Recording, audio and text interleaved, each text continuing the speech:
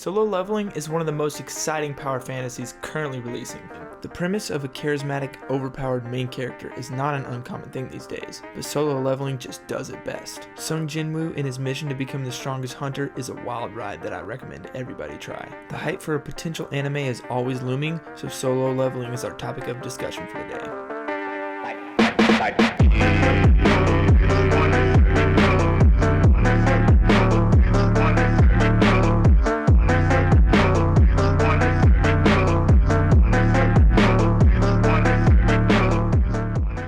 Ah yes, creating imaginary scenarios in my head that will likely never actually come to fruition. One of my favorite pastimes. I'm definitely not the only person who does this, right? So why not take that and combine it with one of my other favorite pastimes, talking about anime.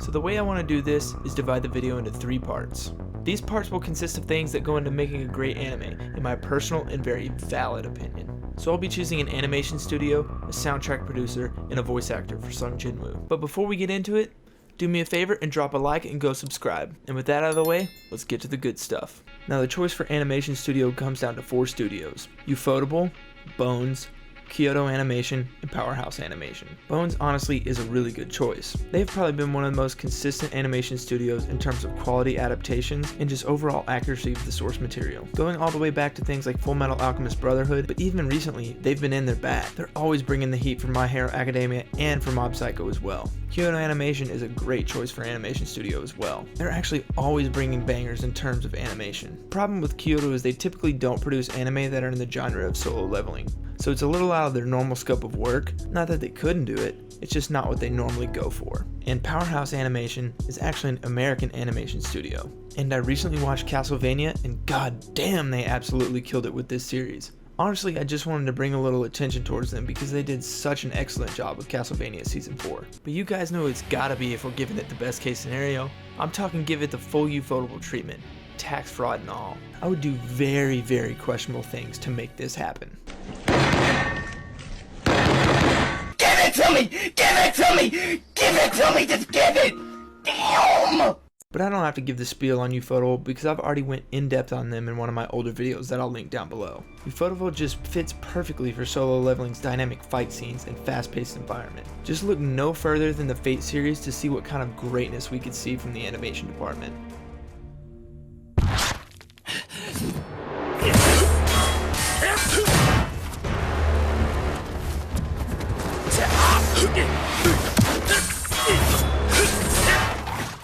Part 2, soundtrack producer and composer. So this one is actually a really hard choice for me. I'm a huge fan of music, and I feel like the soundtrack is one of the most overlooked and underappreciated aspects of an anime, and it can completely elevate the experience to a whole new level if done correctly. And as a musician myself, I feel like I have an inside look at how music can affect the story, atmosphere, and mood of an anime. So we have 4 choices for the music producer: Hiroyuki Sawano, Kevin Penkin, Kensuke Ushio, and Shiro Sagisu. Now this decision is a lot harder for me than the one for animation studio, because all these composers have created absolute banger soundtracks in the past. Starting strong with Hiroyuki Sawano, probably my favorite producer out of this group. He's known for the absolute masterpiece OST for Attack on Titan. That soundtrack literally makes my balls tingle and sends shivers through my body. Every time I hear one of those insane tracks filled with crazy strings, guitars, drums, amazing vocals, and that epic Sawano charm, it always just gets me beyond hyped. He even gets experimental sometimes and throws some gnarly synths and wild bass type sounds that I couldn't even name if I tried. Just an absolute goat all around in terms of soundtrack. Now Kevin Penkin is also another one of my personal favorites. Though he is a bit newer in terms of how long he's been in the industry, he's come in very hot, producing the OSTs for Maiden Abyss, Shield Hero, and Tower of God. He has a very unique style that I think could suit Solo Leveling well. Kensuke Ushio is known for Space Dandy, A Silent Voice, and Ping Pong the Animation. But specifically for me, Devilman Crybaby was where he shined the most. He captured the atmosphere of Devilman so well with such a classic, synthy, and 80s feeling soundtrack. He's doing the soundtrack for Chainsaw Man as well, and I think he could be pretty good for Solo Leveling. Last is Shiro Sagisu. He's worked on a ton of anime, but the Bleach soundtrack will forever be one of the greatest of all time in my opinion. Sagisu absolutely nailed it every second of the way with the Bleach soundtrack. and he could honestly work on any anime and I would expect greatness. But my pick is ultimately going to Kevin Penkin. He has the smallest resume, but what he has done is hit me the hardest.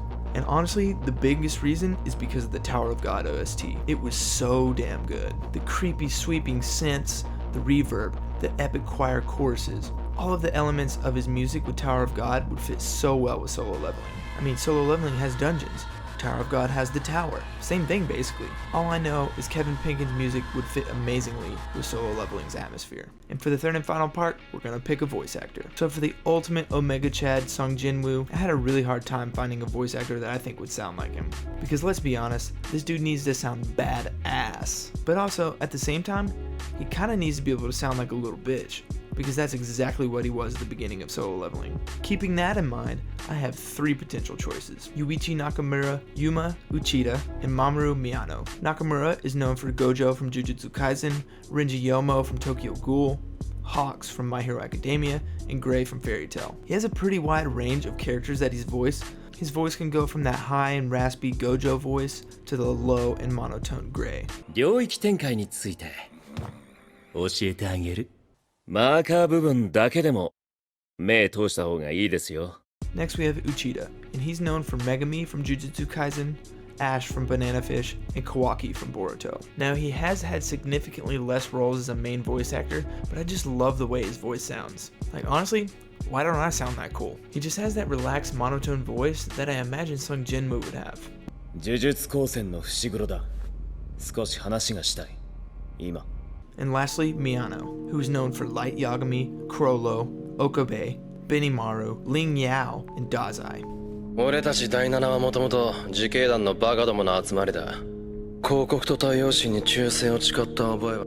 He's an absolute legend when it comes to voice acting. I mean, all those people right there were awesome characters. And honestly, as much as I wanted to pick a legend like Miyano, I just think that Uchida would be the best voice for Sung Jinwoo. I just think the voice of Megami and Kawaki matches almost perfect with how I imagine Sung Jinwoo would sound like. Mostly laid back, very monotone, but he can get crazy and loud if he needs to. I mean, listen to this and imagine that it's Sung Jinwoo. 警告したよな。今度は下顎だけじゃ済まねえってよ。息がくせえよ。 So what do y'all think? An anime adaptation done by Ufotable, a soundtrack done by Kevin Penkin, and the main voice actor is Yuma Uchida? Sounds like Solo Leveling should just hire me to market for him. Because if this adaptation ever happened, they might be rolling in money because of a huge spike in sales. So what would you guys have done differently? Let me know down in the comments below. And if you're still here, thank you so much for watching the whole video. I appreciate your support. Till next time, it's been K-Corb Anime.